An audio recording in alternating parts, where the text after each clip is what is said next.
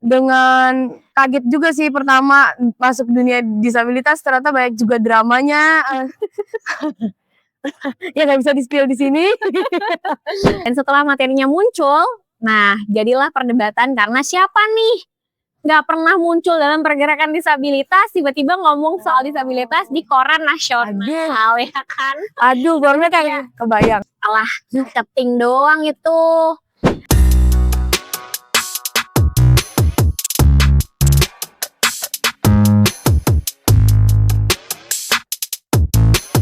Halo Sobat Inklusif, selamat datang di podcast Katanya Gini, sebuah podcast yang mengungkap asumsi, prasangka, dan stigma terhadap teman-teman penyandang disabilitas dan mengubahnya menjadi perspektif yang benar tentang inklusivitas.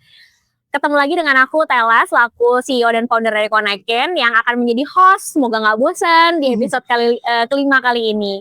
Dan hari ini aku sudah bersama dengan temanku, Karina. Halo. Karina adalah presiden, director, dan juga foundernya Layak. Nanti kita akan ngobrol lebih banyak lagi ke Karina. Tapi sebelumnya, apa kabar, Karin? Alhamdulillah baik, Kak Tela. Kita udah lama banget nggak ketemu, terakhir Pas pre-event. Oh iya benar. Penasaran kan? Pre-event Harmoni Inklusif. Nanti kita tanya-tanya lebih lanjut. Apa kabar, Berarti? Sehat? Alhamdulillah sehat. Kak Tela Ini gimana? ada kelas ya? Iya. Nanti kita bakal ajak Kak Tela juga untuk main ke kelas ya. Pokoknya nanti bakal dijelasin semuanya di sini. Kak Tela bakal banyak nanya, terus bakal aku ajak main ke kelas juga supaya lihat langsung gimana proses belajarnya teman-teman disabilitas gitu. Oke. So, katanya gini, alah marketing doang itu. Karena kalau kita bicara soal memakai model-model disabilitas, orang tuh akan beranggapan bahwa itu cuman strategi marketing supaya brandnya atau produknya laku. Betul. Karin sendiri awal memulai membangun Layak gitu ya, apa sih yang menjadi motivasinya atau keresahan pertamanya akhirnya kebangun Layak? Oke. Sebenarnya kalau katanya marketing doang, pasti Kak Tela juga merasakan hal yang sama, nggak bohong. Pasti kayak Kak Tela juga merasakan banyak dihantam, bahkan dari teman-teman disabilitas itu sendiri juga banyak banget yang inilah itulah gitu, katanya gini gitu. Katanya juga karena kita memang bukan disabilitas. Betul. Ya, mungkin mau ngambil panggungnya sendiri. Banyak banget yang bilang juga kayak gitu. Tapi karena aku mungkin ya teman-teman yang bergerak di sosial udah pasti tuh mostly bergeraknya dari hati. Nggak mungkin kayak kita nyari uang dulu terus baru habis itu bikin gitu. Karena tidak akan kepikiran gitu ke arah sana. Nah, awalnya banget tuh ini dulu aku jadi volunteer di NPC, Kak. National Paralympic. Tapi jauh sebelum itu mundur lagi, sebenarnya dari SMP aku tuh punya cita-cita pengen bikin yayasan. Kayak pengen panti jompo gitu. Awalnya konsernya di kakek-kakek.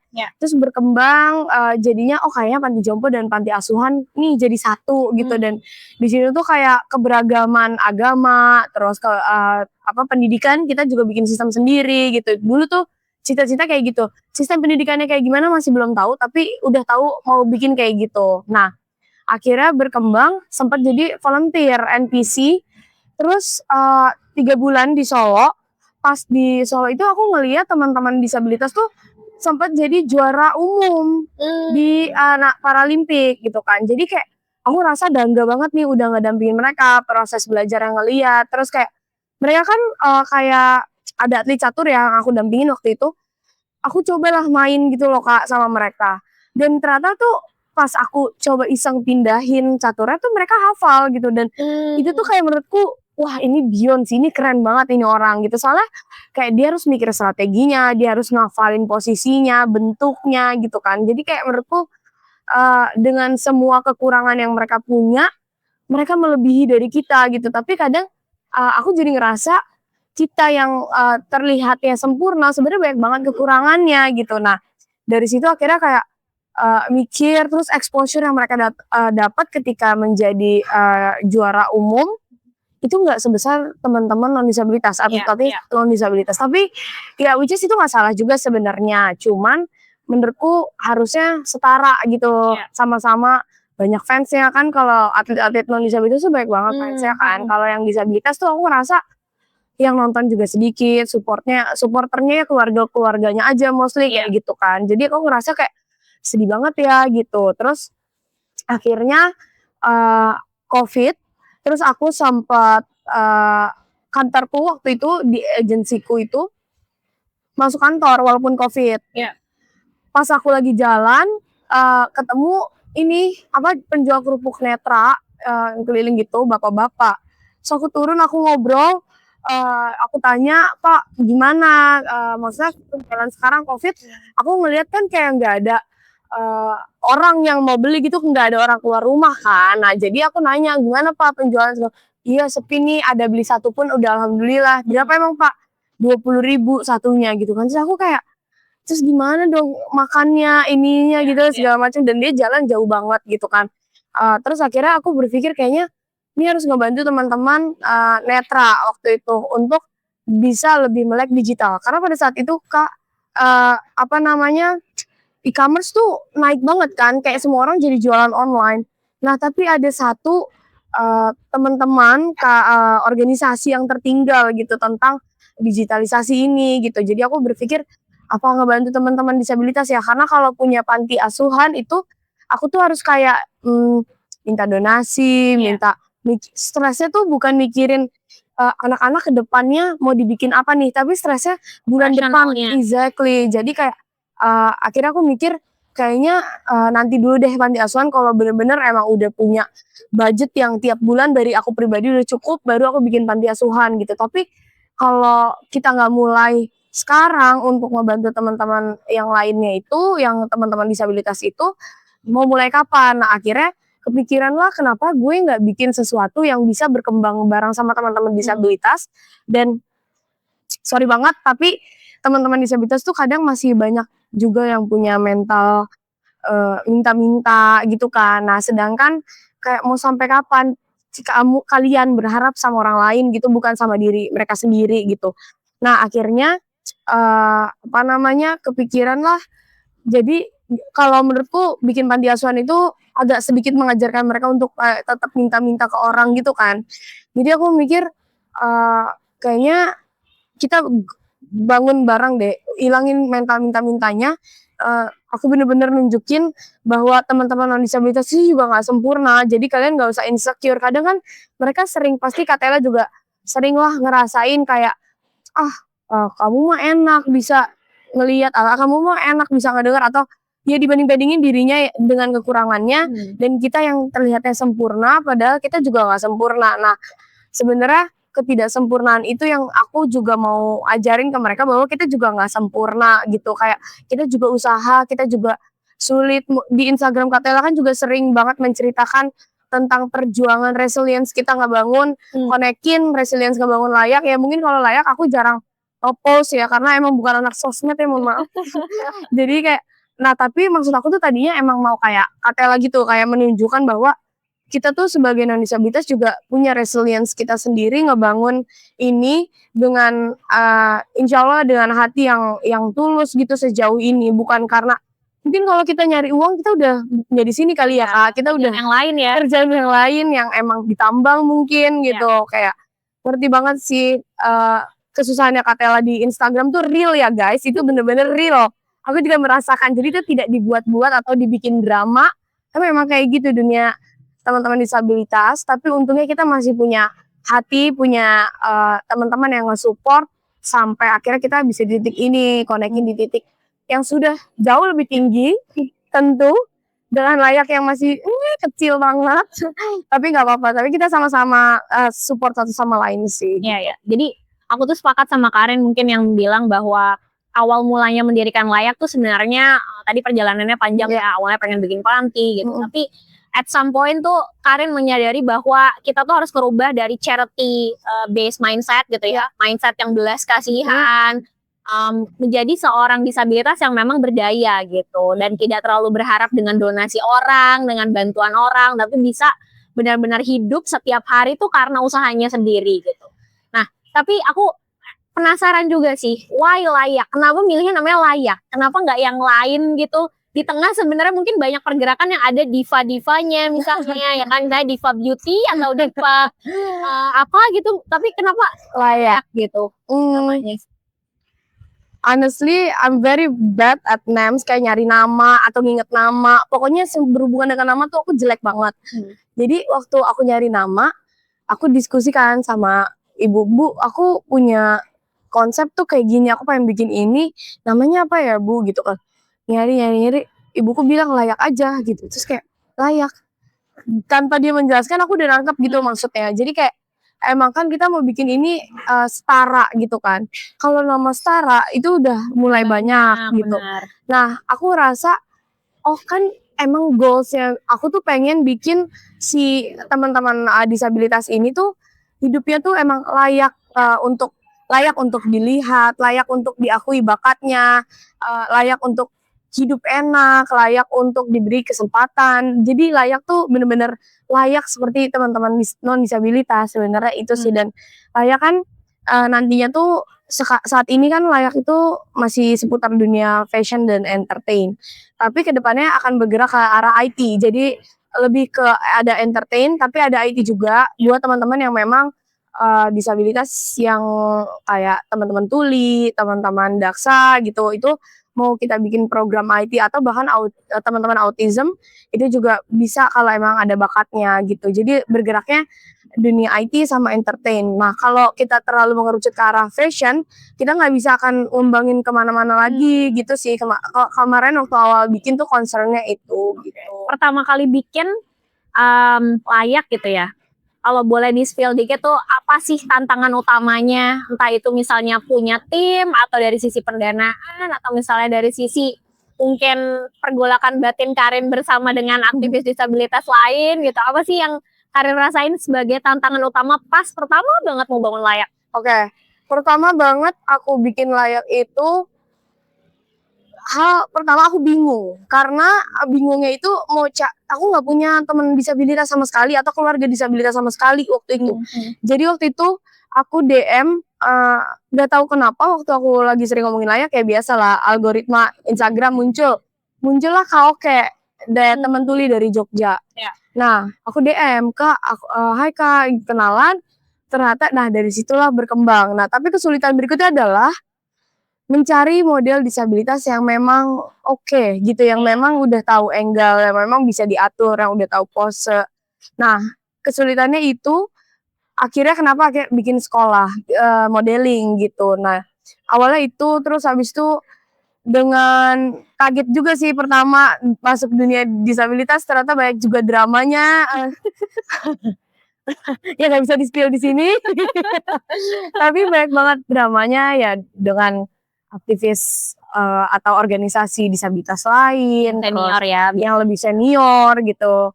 Terus kayak, dari teman-teman disabilitasnya itu juga sendiri suka banyak dramanya gitu. Tapi awalnya sempet ada masa kayak diginiin dikit nangis, ini dikit nangis, karena mungkin kita ngerasa, "Kok diginiin ya?" Padahal kita tuh iya gitu kan, kayak, "Kok diginiin?" Tapi lama-lama itu kayak ya udah terbiasa, jadi udah kayak, ya udah laluin aja. Kalau masalah pendanaan, pendanaan itu layak itu, aku nabung kerja dari 3 tahun itu nabung, lumayanlah dapat sekian.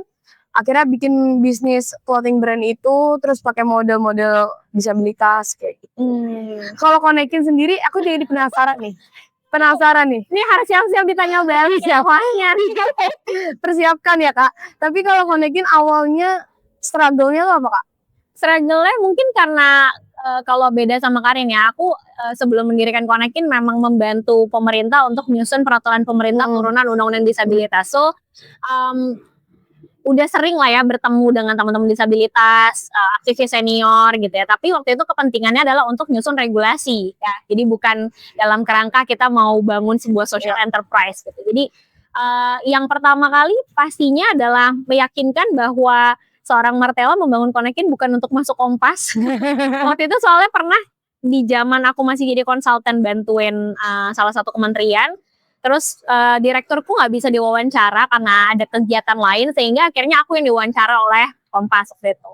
Dan setelah materinya muncul, nah jadilah perdebatan karena siapa nih nggak pernah muncul dalam pergerakan disabilitas tiba-tiba ngomong soal disabilitas di koran nasional ya kan. Aduh, barunya kayak kebayang. Pergolakan batinnya adalah kayak aduh gimana ya kalau dibilang kayak curi panggung atau cuman mau tenar karena isunya gitu. Ya Tuhan itu ada ya guys, gimana pun pasti ada jalannya. Kalau emang niatnya baik pasti ada jalannya untuk kayak ngebantu, karena niat kita ngebantu ya, tapi pasti ada aja yang ngebantu kita juga gitu. Walaupun ya nggak mungkin nggak ada cobaannya, itu nggak mungkin banget sih. Cuman kuat apa nggak kuatnya itu aja ya. Barusan nih sebelum di belakang kamera nih, aku tuh habis cerita, Kak aku capek banget deh, kayak aku mau nyerah aja apa ke Jerman ya. Karena sebenarnya kita tuh manusia biasa yang cuman pengen ngebantu lebih banyak lagi masyarakat yang punya hati juga. Jadi ketika ada cobaan-cobaan atau kayak hujatan-hujatan yang bahkan dari mungkin organisasi atau teman-teman disabilitas yang which is kita juga niatnya ngebantu mereka, wajar banget untuk kita ngerasa capek nggak sih Kak, dan mau nyerah gitu. Tapi ya balik lagi ya, kita nggak pernah nyerah sampai saat ini sih, nggak pernah nyerah ya Kak. Soalnya selalu kembali ke titik awalnya Betul. mulai gitu. Kenapa sih kita pengen mulai? Ya betul. Nah tadi tuh aku lupa bilang kalau kita sekarang tuh lagi ada di Coffee Sunyi gitu ya. Jadi biasanya kalau podcast katanya gini tuh selalu di studio atau di kantornya Konekin. Sekarang kita pengen coba suasana yang baru gitu. Kita mau cafe hopping. Nah di sini tuh aku punya kopi susu sunyi, bisa dibikin ice atau, tapi aku pengennya hot karena cuacanya agak sedikit dingin. Sama ada pisang coklat. Jadi kalau teman-teman ada di sekitaran Jaksel atau Barito, silakan mampir ya ke Coffee Sunyi gitu, karena yang spesial di sini adalah kayaknya ini kafe satu-satunya yang punya guiding block. Iya betul. Aku pernah lihat ada kafe ada guiding block sampai ke dalam gitu ya, jadi aksesibel buat teman-teman disabilitas netra. Terus ada remnya juga, bidang miringnya, jadi kalau yang pakai kursi roda juga aman. Dan yang spesial juga karena kopi-kopi yang enak ini tuh dibuatnya sama barista tuli, jadi teman-teman harus main. Betul. Oke, kita mau lanjut ngobrol lagi. Kalau tadi kita sudah ngobrolin soal layaknya sendiri ya. Tapi aku mau lanjut lagi kepada ekosistemnya layak tuh apa aja sih Kar? Apa yang disediain sama layak? Tadi udah sempat spill dikit layak school gitu ya. Apakah ada ekosistem lain yang dilakukan oleh Karin untuk bisa membangun layak menjadi sebuah ekosistem yang lebih inklusif dan besar? Nah sebenarnya kalau ekosistemnya layak itu ada clothing brand. Jadi ada holding Kak, ada holding. Kita punya holding, punya yayasan. Nah holding itu di bawahnya itu ada layak clothing brand, layak official, terus ada layak talent agency, itu di bawah holding. Nah di yayasan tuh kita ada layak school, jadi sekolah yang memang fokusnya buat ngasah soft skill teman-teman disabilitas. Jadi kita nggak ke arah pendidikan formal Kak, jadi kita lebih ke non formal. Kenapa? Karena menurutku ya based on data yang kita punya itu teman-teman disabilitas itu kan paling tinggi tingkat pendidikannya SD ya, SD kan. Nah jadi aku mikir mereka di usia produktif nih sekarang, kalau mereka disuruh ulang lagi dari SMP atau dari SD lagi, kayaknya nggak akan mau dan waktunya udah keburu habis gitu kan. Pendidikan formal nggak kalah penting, tapi mungkin aku ngebantu dari sisi yang non formal gitu. Nah aku ngelihatnya tuh teman-teman disabilitas tuh atau bahkan kita gitu ya, kita lebih suka belajar sesuatu yang memang kita passion di situ gitu kan. Nah layak itu program itu akan banyak banget Kak. Saat ini ada modeling, tapi kedepannya tuh kita akan bikin program-program yang memang sekiranya teman-teman disabilitas tuh banyak yang passionnya ada di situ. Atau bahkan tadi udah aku spill sedikit tentang digitalisasi, tentang IT gitu, karena kedepannya tuh itu IT tuh atau digitalisasi tuh penting banget buat mereka gitu kan. Jadi kalau layak school fokusnya ke sana. Nah setiap kita bikin program di layak school, kita tuh udah tahu gitu loh Kak, end goals-nya kita mau kemana nih gitu. Kayak kita sekarang punyanya program modeling school kan. Nah modeling school buat disabilitas ini itu nanti ada kayak graduationsnya gitu, yang kita sebenarnya bikin itu untuk graduationnya mereka, sekaligus juga merayakan bulan disabilitas atau hari disabilitas internasional itu di Desember. Tapi juga untuk menunjukkan bakatnya teman-teman disabilitas, terutama di dunia modeling. Nanti setelah dari Harmoni Inklusif itu, tim dari Layak Talent Agency ini yang dari holding ini akan ngekurasi siapa yang kira-kira memang potensial untuk kita hire untuk kontrak gitu loh sama kita, kerjasama jadi talent kita di Layak Talent Agency. Dan peruntukannya beda-beda juga, maksudnya nggak cuma modeling gitu, maksudnya ada yang kita kayaknya bagus nih kalau Jadi kita MC. bikin itu, iya jadi MC atau bahkan kita bikinin YouTube-nya atau jadi influencer apa yang maksudnya dia bisa nge-influence apa nih gitu, kayak jadiin KOL. Karena jujur untuk model yang non disabilitas saat ini aja tuh mereka juga ngeluh susah gitu, emang saingannya ketat banget gitu kan, apalagi model non disabilitas yang paling apa ya, bisa kita tonjolkan ya bakatnya mereka melalui sosial media karena semua sekarang di sosial media. Jadi kita ngebantunya lewat sana. Nah, Layak Talent Agency itu adanya di holding. Kenapa nggak semuanya anak Layak School kita masukin ke sana? Karena ini kan udah masuk ke dunia profesional kan, dan kita mengajarkan bahwa dunia profesional tuh memang ada standarnya gitu, dan kalian tuh kalau emang belum masuk, kadang ada juga nih tantangan-tantangan lain. Kalau nggak masuk ke Layak Talent Agency tuh disangkanya pilih kasih, aku pilih kasih, atau kayak apa namanya, percuma lah, apalah, kayak gitu tuh ada banget. Tapi ya balik lagi, kita tuh juga nggak mau masukin teman-teman disabilitas ke dunia profesional cuman karena kasihan. Iya. Kita bener-bener pengen mereka dipandang bakatnya. Nah, kadang kan ada orang yang belum ngerti itu kan. Belum siap gitu. Iya, belum siap gitu. Jadi mereka belum bisa masuk, tapi kan maksudnya ya latihan lagi gitu kan gitu. Nah, itu sih sebenarnya. Nah, di Harmoni Inklusif ini semua teman-teman Layak School itu bisa menunjukkan bakatnya di sana, yang mana kita juga kolaborasi dengan desainer-desainer yang udah masuk juga ke JFW, IFW, maksudnya desainer ternama Indonesia gitu kan. Supaya kenapa harus desainer ternama sih? Kenapa nggak desainer yang kecil-kecil gitu? Karena kita tuh pengen ngebuktiin juga nih ke desainer-desainer bahwa karena ini kan sesuatu yang baru ya Kak. Jadi desainer juga belum ada trust-nya kan kadang gitu, kayak emang bisa baju gue gimana ini gitu kan, banyak pertimbangannya kan. Nah, kita juga pengen nunjukin ke desainer besar Indonesia bahwa sekarang model disabilitas itu mudah kok untuk diajak kerja sama sebagai model gitu. Bahkan brand atau image-nya desainer itu jadi lebih menarik ketika menggunakan teman-teman disabilitas. Seperti di luar negeri gitu udah banyak banget kayak Victoria's Secret, Vogue, terus Tommy Hilfiger. Itu bahkan Tommy tuh saking besar ketika lagi collab itu sama model-model disabilitas itu ROI-nya tuh naik Kak. Terus abis itu media value-nya naik. Terus engagement rate-nya naik juga. Itu Tommy sendiri yang bikin. Yang bilang. Nah, sampai akhirnya mereka bikin Tommy Adapt namanya. Itu emang model-model disabilitas. Terus bajunya juga yang memang disesuaikan Adaptive fashion. Betul, adaptive fashion. Nah, kan itu jadi hal yang menarik ya. Kenapa di luar negeri tuh bikin, di sini kok enggak gitu. Nah, akhirnya aku pengen nunjukin sih ke semua desainer atau brand atau bahkan company, beauty company gitu yang memang FMCG kayak gitu, bahwa pakai model disabilitas atau campaign dengan disabilitas tuh bisa, bukannya kita eksploitasi, tapi kita bekerja sama teman-teman disabilitas, win-win solution gitu. Jadi mereka juga bisa dianggap bakatnya gitu, bisa dilihat bakatnya. Company juga mendapatkan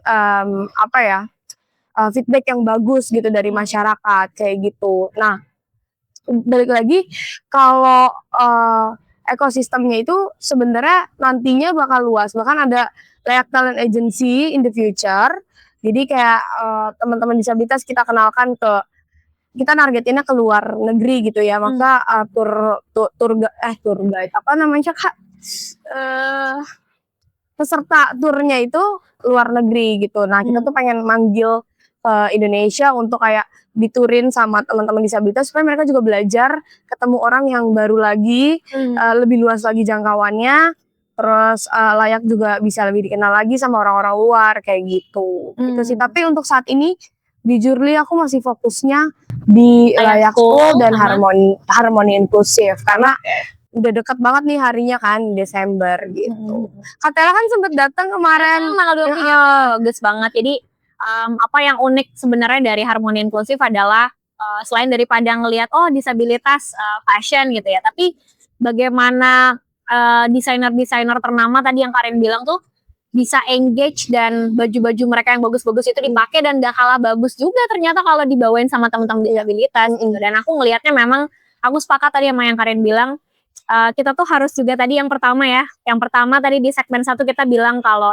kita mau ngubah dari charity based mindset menjadi empowerment gitu ya, pemberdayaan. Yang kedua adalah yang namanya kerja itu earn not given gitu. Jadi memang kalau belum siap ya latihan lagi sampai akhirnya siap gitu. Dan menurutku yang membuat stigma-stigma di masyarakat tuh masih tinggi tuh karena teman-teman disabilitas mungkin dilihatnya belum siap tapi dipaksakan untuk bekerja gitu. Jadi akhirnya nggak perform, disiplinnya kurang gitu. Jadi akhirnya orang nggak mau lagi tuh ngerekrut disabilitas gitu. Tapi kalau tadi misalnya yang masuk ke Layak Talent Agency itu udah sangat-sangat profesional gitu ya. Aku yakin sih sebenarnya pada saat dipakai atau di-hire oleh perusahaan atau brand tertentu gitu, mereka ngelihatnya wow bagus ya, disiplin, performanya oke gitu. Akhirnya boleh deh lagi gitu. Jadi, satu hal yang mungkin kita bisa lakuin selain daripada advokasi juga adalah menjamin bahwa teman-teman disabilitas itu tuh punya kapasitas yang match sama yang dibutuhin sama brand ataupun pasar kerja. Iya betul. Nah, gak jarang juga loh Kak dari Layak Talent Agency kita baru launching kan di Maret kemarin. Itu alhamdulillah jobnya udah mulai banyak gitu, udah collab sama desainer-desainer lain, bahkan juga ada brand, collab sama brand.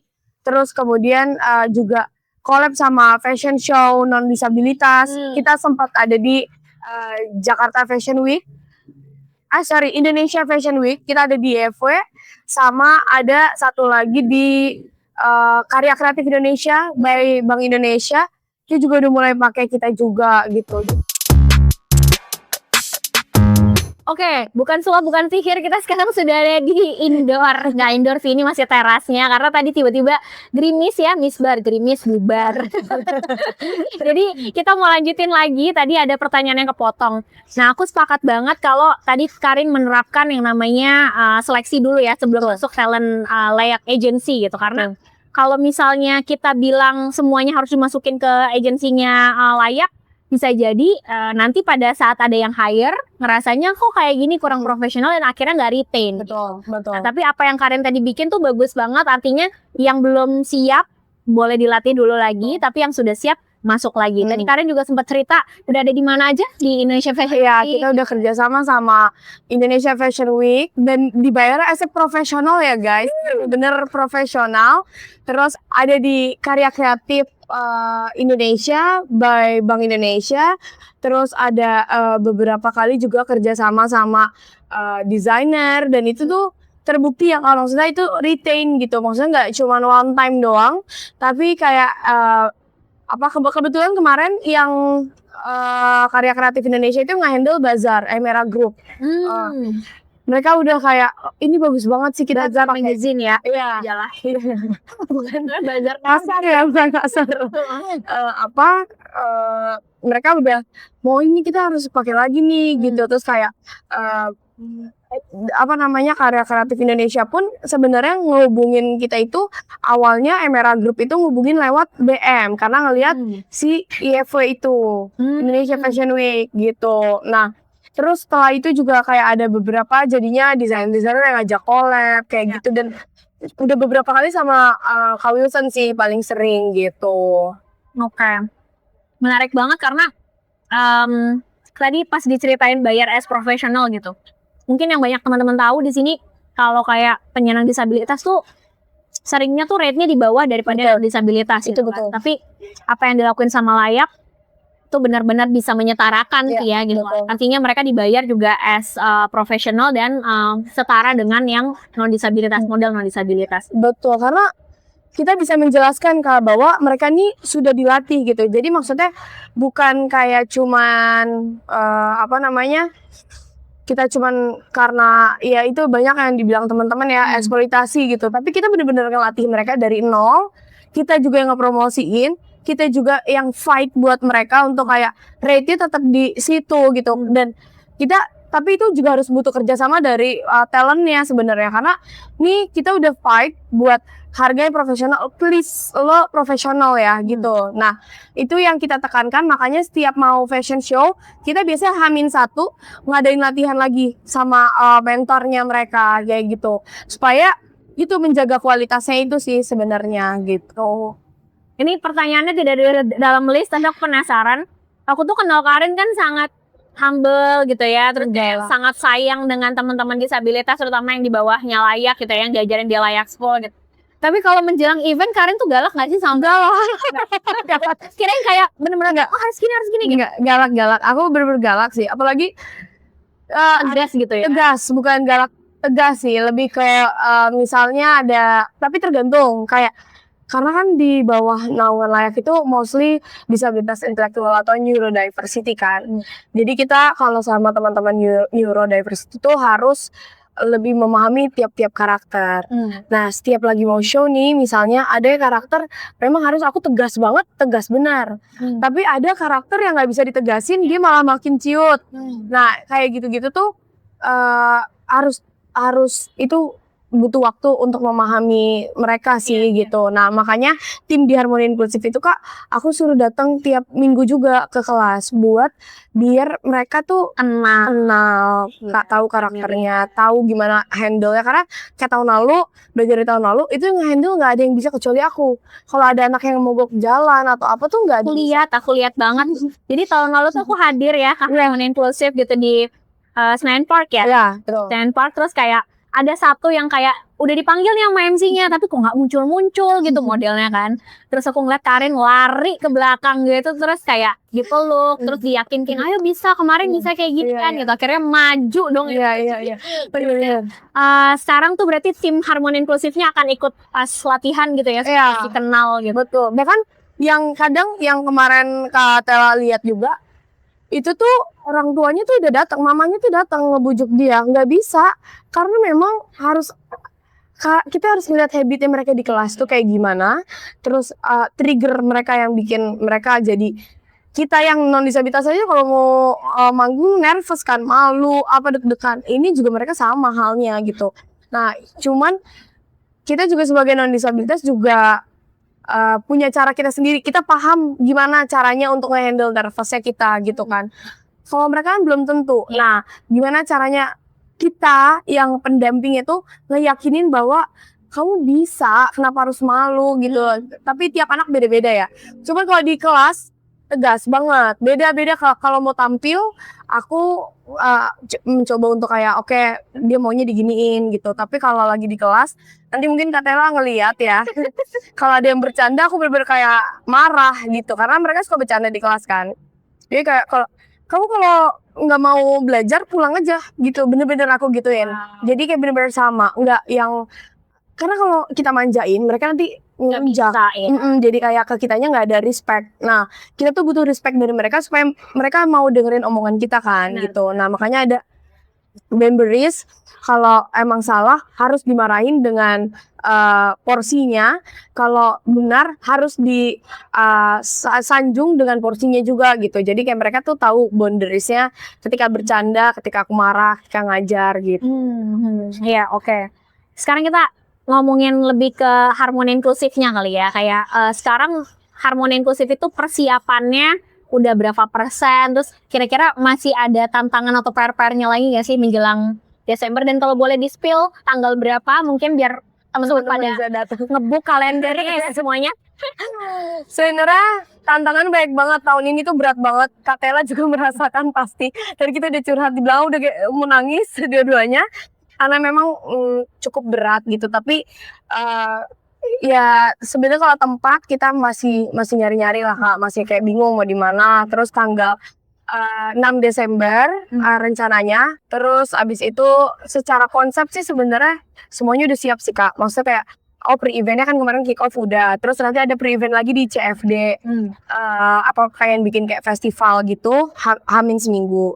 Terus nanti baru hari hanya itu yang ada bazarnya, ada museum art tentang disabilitas, museum art imersif dunia disabilitas. Jadi buat teman-teman yang datang regis terus masuk tuh langsung ke Museum Art Immersive itu sebenarnya museum art yang kita nggak akan pernah bisa benar-benar merasakan apa yang mereka rasakan, tapi at least kita bisa ngerti dunia disabilitas tuh kayak gimana, sepemahaman, maksudnya kayak paham aja tuh mereka udah senang banget kita mau paham gitu kan. Nah, si museum art ini menceritakan tentang itu gitu. Terus ada teater teman tulinya juga, sama kita bawa tahun ini kita tuh bawa suku Alor sebagai temanya. Terus tema besarnya adalah Thread of Resilience. Jadi kita bercerita tentang resiliensinya mereka di situ. Terus abis itu ya resilience orang kan beda-beda ya. Kayak nggak cuma dari mereka, tapi kita juga punya resiliensi kita sendiri, cerita resiliensi kita sendiri.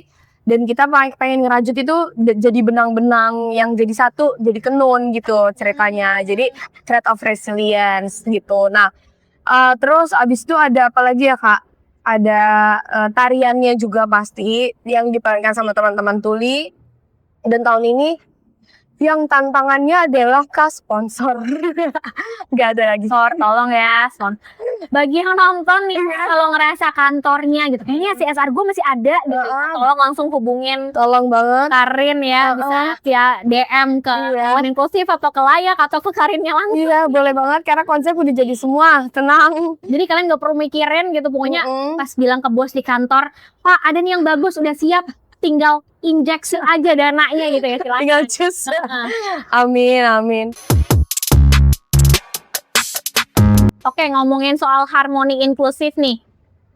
Brand-brand apa aja sih yang sebenarnya udah terlibat di harmoni inklusif ini nanti yang di Desember? Nah, sebenarnya kalau brand Kak, kita tuh emang belum ada, baru adanya desainer. Mostly ada 5 desainer yang udah oke. Siapa aja tuh? Wilson William, ex Oma Ethnic.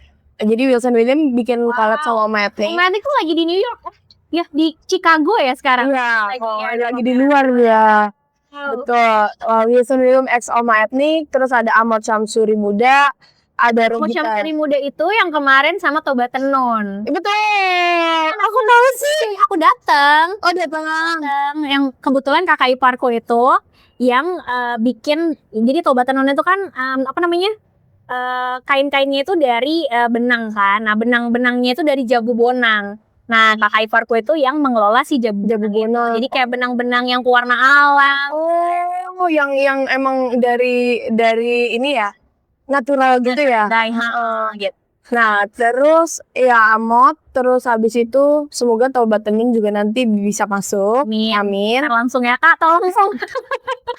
Karena aku nggak tahu ya, aku mau bawa, maksudnya Kak Amot mau bawa desainnya yang ex Toba Tenun atau yang Kak Amot sendiri. Kayaknya Kak Amot sendiri sih, karena dia bikin emang khusus, Kak Amot itu bikin khusus pakai tenun alor.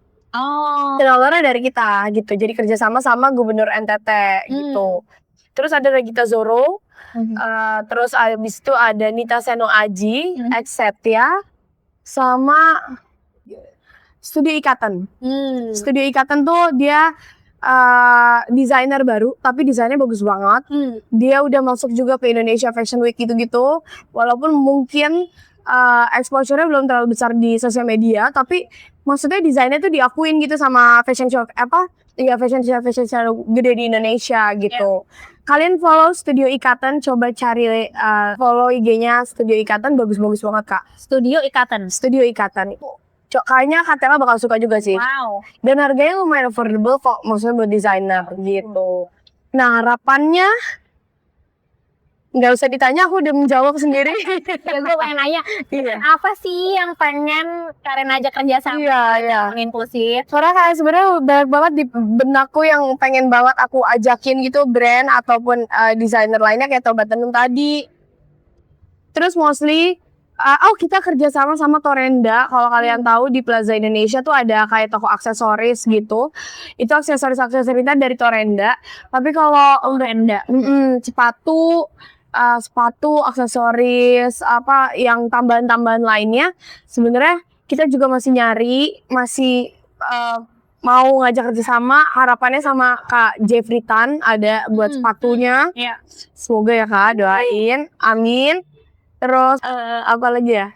Oh itu buat aksesoris. Kalau buat brand sendiri, sebenarnya kita belum pernah sih Kak kerja sama brand. Tapi kan akan menarik banget ketika Uniqlo atau kayak misalnya brand misalnya H&M gitu itu kayak H&M tuh kan udah banyak mempekerjakan disabilitas. betul Uniqlo sebagai ininya kan. Cuman kayaknya kalau campaign-nya mereka masih dari pusat mungkin ya. Aku nggak ngerti sih. Tapi maksudnya pengen banget kalau bisa collab sama anak-anakku, entah itu jadi modelnya atau bahkan di Harmony Inklusif mereka tap in atau apapun itu. Pengen banget Uniqlo sih sebenarnya di top of mind aku saat ini. Dan this is April. This is April. Ya, this is April karena lokal kan gitu. Terus sebenarnya yang lebih menarik lagi, ini apa ya? Company-company itu sering banget ya Kak ngomongin tentang inklusif, campaign inklusif, tapi mereka tidak melibatkan disabilitas. Nah sebenarnya itu tuh yang apa ya? Aku pengen suarakan tuh sebenarnya itu kayak kalau kalian ngomongin inklusif, disabilitas itu termasuk inklusif juga, bukan dari fisik, warna kulit atau apa namanya bentuk badan, tapi disabilitas juga termasuk ya, inklusif itu sendiri gitu. Kalau nanti yang dandanin gitu, brand makeup gitu udah ada yang tap-in belum? Kalau brand makeup sih belum sih, cuman kemarin dikasih produk sama Paragon, cuman untuk tim makeupnya kita juga masih nyari untuk siapa yang kira-kira bisa diajak Makeover bisa sih kayaknya. Mau dong Kak, makeover halo. Makeover Kita tag nanti. Mau banget. Makeover kayaknya oke sih. Mau banget Karena kemarin. masih under Paragon juga. Iya betul. Tahun lalu tuh Wardah dikasihnya, tapi produk doang. Tahun ini dikasih OMG. Nah tapi kita belum discuss nih buat yang Desember kira-kira bisa nggak ya untuk kayak ada tim makeup yang bantuin make up anak-anak kayak gitu. Semoga mau ya. Soalnya 2023 Pesta Inklusif tuh juga yang make upin tuh adalah dari Paragon. Tapi waktu itu Wardah yang hasil pelatihannya, alumni pelatihannya yang perempuan tentang Indonesia. Oh iya. Nggak apa-apa juga sih PTI. Bagus kok. Semoga nanti kita habis ini, halo, makeover, Paragon gitu ya. Oke. Berarti brandnya pengennya Uniqlo, H&M, sama yang lokalnya This is April ya. Terus apalagi kira-kira persiapan selain dari tadi sponsor, terus kemudian brand ya mudah-mudahan. Apalagi yang kira-kira masih perlu lebih banyak dilakukan menjelang Desember ini? Udah tanggal 20 ya, September, 3 bulan lagi, nggak nyampe 3 bulan biasanya. Lumayan dulu sekarang ngerasanya. Sebenarnya venue sih, kita juga lagi nyari venue yang oke. Ada beberapa opsi, cuman masih dalam progres negosiasi. Dan kita lihat aja ke depannya venue-nya jadinya di mana. Tapi yang jelas Harmony Inklusif ini, aku selalu bilang ke timku juga, Harmony Inklusif ini harus ada. Karena ini bukan acara buat kita. Dan kita tuh bukan starsnya, kita tuh cuman ibaratnya krunya mereka doang gitu kan. Nah yang starsnya ini kan harus tampil gitu kan untuk bisa nunjukin bakatnya mereka. Nah makanya dengan uang berapapun, dimanapun, Harmony Inklusif tuh harus terjadi dengan sebaik mungkin. Karena kalau desainer kan kita emang udah deal, udah oke gitu kan. Gak mungkin dong Kak kita gak jadi, matilah kita nama kita gitu kan. Kita harus ngejaga itu. Jadi sebenarnya kalau persiapannya mostly yaitu venue, sponsor, dua itu doang sih. Kalau secara konsep, terus apalagi ya desainer itu udah semuanya udah siap gitu. Saat ini desainer udah proses ngejahit baju. Tadi yang belum mungkin sedikit spill kenapa harus NTT dan Alor. Jauh banget kan NTT kayak ini Pemda Jakarta kita gitu ya, Jakarta nih. Ayo Pak Pramono, tolong coba disupport, nggak bisa yang lain juga dana juga. Iya Pak, nggak apa. Karena di Jakarta loh Pak.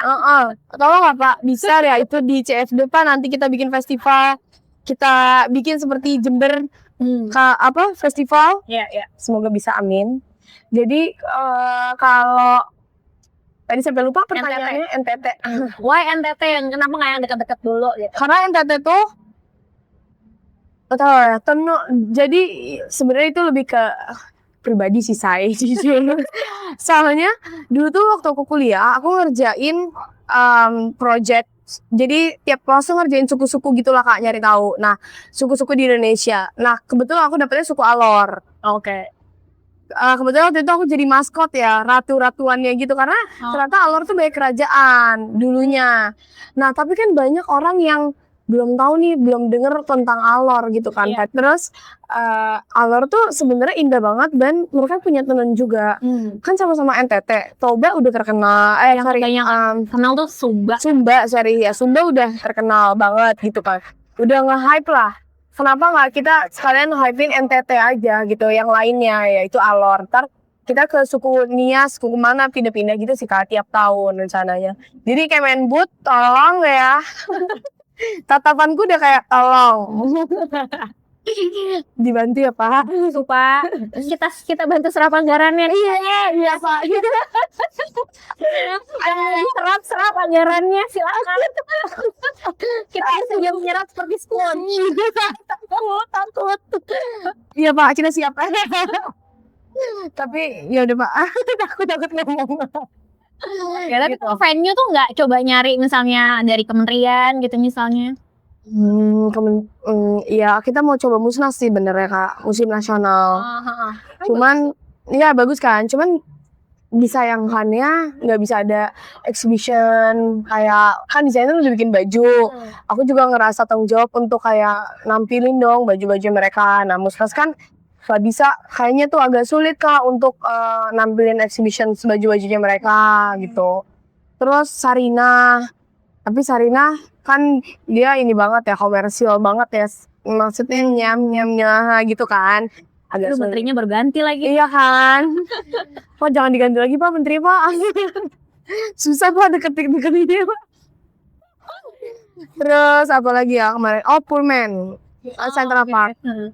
Cuman balik lagi ya, setiap acara Harmin tuh kan ngundangnya Kak, ya Katela lihat kan kayak ada Ibu Dewi Motik, Tante Ninik El Karim, ada Bu Karlina gitu-gitu. Jadi kayak takutnya mereka agak sulit, atau bahkan fans-fans yang Oma Etnik atau fans-fans dari desainer yang concernnya pasti setiap kita milih venue tuh mau nggak mereka ke sana. Itu dulu pertanyaannya kan. Kalau kita bikin acara nggak ada yang nonton juga sedih ya say. Kemarin sempet kepikiran M Block kan, cuman parkirnya susah nih. Gimana mereka tuh bakal ribut nggak gitu-gitu. Jadi ya masih kita coba-coba lah Kak. Yang kerja di mall atau di venue-venue coba. Nanti kasih nomor aku aja, dari tadi kita udah jualan. Sponsor nggak harus uang, misalnya kayak oh saya kerjanya di Science City, saya kerjanya di mana gitu, di mall mana Kokas atau mall manapun, kayak boleh deh gitu bantuin. Iya. Hanya dikasih free juga udah sponsor. Itu udah sponsor banget dan kalian juga turut merayakan bulan disabilitas ya Kak. Benar, dibanding cari-cari kegiatan apa ya, ada yang udah siap jadi tolong dibantuin. Kita udah siap banget, jujur. Kita udah kayak nih rekening gitu. Berarti kalau gitu save the date ya 6 Desember untuk Harmoni Inklusif. Nanti kalian bisa follow aja di Instagramnya untuk tahu informasi selanjutnya akan di mana dan siapa aja tadi desainer yang udah di-spill sama Karen. Closing statement dulu deh. Aku lupa info. Harmoni Inklusif lagi nyari volunteer. Kalau kalian mau buat sosmed, volunteer sosmed. Kalau kalian mau bisa dicek aja di Instagramnya Harmoni Inklusif. Terus nanti di situ ada link buat nge-submit jadi volunteernya. Kayaknya sampai minggu depan masih bisa deh. Iya, jadi let's go. Silahkan ya teman-teman yang mau jadi relawan, mungkin first timer ya sama teman-teman disabilitas gitu ya. Silahkan langsung ke websitenya Harmoni Inklusif. Nanti daftar jadi volunteer di sana sampai minggu depan. Yes, kita tunggu. Closing statement ya Kak sekarang. Iya, apa? Menurutku, cobalah melihat teman-teman non disabilitas atau organisasi yang ngebantu buat kaum disabilitas. Coba dilihat dari sisi positifnya. Bukan berarti kita non disabilitas terus kita tuh cuman mau ngebantu teman-teman disabilitas itu buat kepentingan pribadi kita. Nggak ada sama sekali pikiran kayak gitu. Karena kalau ada pun, mendingan kita ngerjain yang lain gitu. Maksudnya kayak mendingan kita campaign yang lain daripada cuman sekedar eksploitasi teman-teman disabilitas. Coba lihat dulu perjuangan apa yang udah dilakuin, berapa banyak orang yang udah dapat manfaatnya dari Konekin, dari Laya. Terus apa perubahannya, baru kalian dari situ bisa ngejudge. Kalaupun emang mau ngejudge, tolong yang membangun gitu, biar kita juga bisa berbenah gitu. Nah itu buat teman-teman disabilitas, buat teman-teman brand, teman-teman dari corporate manapun gitu, coba kita lebih melek lagi tentang isu-isu disabilitas, campaign-campaign inklusif itu termasuk juga disabilitas, coba dilibatkan karena inklusif itu banyak sekali ragamnya, termasuk teman-teman disabilitas gitu. Karena itu aja sih, teman setara. Oh bukan, teman Konekin. Apa nih Kak? Oh, sobat Konekin. Oke. Gitu sobat Konekin yang cerdas dan berbudiman. Oke, Kak. Terima kasih banget Karin udah bersedia di akhir pekan ya, Sabtu ya, harusnya bisa ngapa-ngapain, tapi habis ini kita akan lanjut ke kelas ya, ngelihat gimana sih teman-teman disabilitas tuh belajar modeling. Ada gurunya juga ya? Ada tadi. Sip, nanti kita coba lihat. So thank you so much. Thank you. Meluangkan waktu untuk ngobrol-ngobrol. Semoga podcast kali ini bermanfaat banget buat teman-teman semuanya, terutama buat yang ingin merintis bisnis tapi kayak bingung mau yang gimana gitu. Tadi Karen udah berbagi juga, tidak hanya berbagi soal sourcesnya atau sumber dayanya, tapi juga berbagi soal tantangan dan bagaimana Karen tadi come up setelah misalnya mendapatkan beberapa challenge di awal gitu ya. Tapi yang terpenting menurutku adalah inklusivitas itu bukan nice to have tapi must have ya teman-teman gitu. Karena jadi disabilitas itu bukan berarti memang takdirnya bawaan dari lahir, tapi bisa terjadi oleh siapa saja, kapan saja, dan di mana saja. Jadi sebenarnya kita being inklusif itu adalah untuk diri kita sendiri juga, untuk keluarga kita, dan untuk Indonesia. Betul. Terima kasih Terima kasih banyak Katela. Selamat melanjutkan kelasnya di Live School. Mari ikut, Katela harus ikut. Oke, terima kasih Sobat Konekin. Jangan lupa like, subscribe, dan juga tunggu episode selanjutnya. Bye! Bye!